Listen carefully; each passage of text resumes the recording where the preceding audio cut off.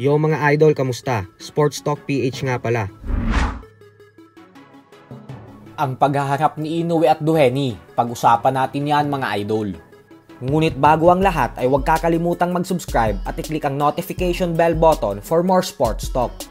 So kagabi nga lamang po ay nagkaharap na sa kauna-unahang pagkakataon ang current undisputed super bantamweight world champion Japanese monster Naoya Inoue at ang former world champion na si TJ Duheny sa ginanap na press conference para sa kanilang paparating na laban na nakatakdang ganapin ngayong darating na Martes sa Japan.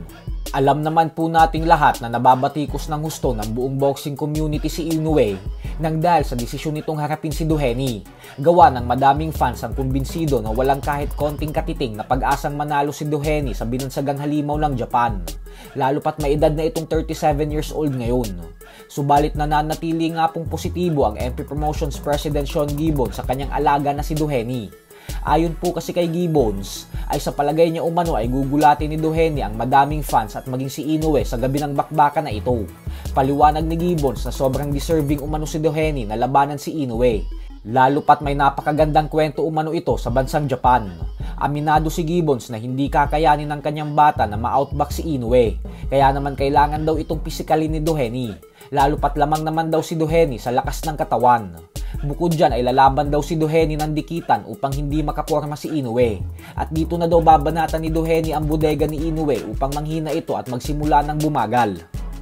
Habang ang Matchroom Boxing promoter naman na si Eddie Hearn ay hindi pa din talaga natutunawan na mas piniling labanan ni Inoue si Duheny kaysa sa alaga niyang si former Unified Super Bantamweight World Champion Muradjon Akhmadaliev. Banat ni Hearn na wala naman daw gustong mapanood ang Inoue versus Duheny gawa ng isang napakalaking mismatch umano nito para sa binansagang halimaw ng Japan.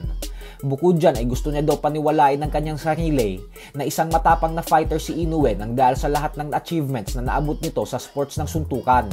Subalit dahil umano sa ginawa nitong hindi paglaban kay Akhmadaliev ay wala daw siyang magawa kundi ang maniwala na natatakot at umiiwas daw talaga ito sa kanyang alaga.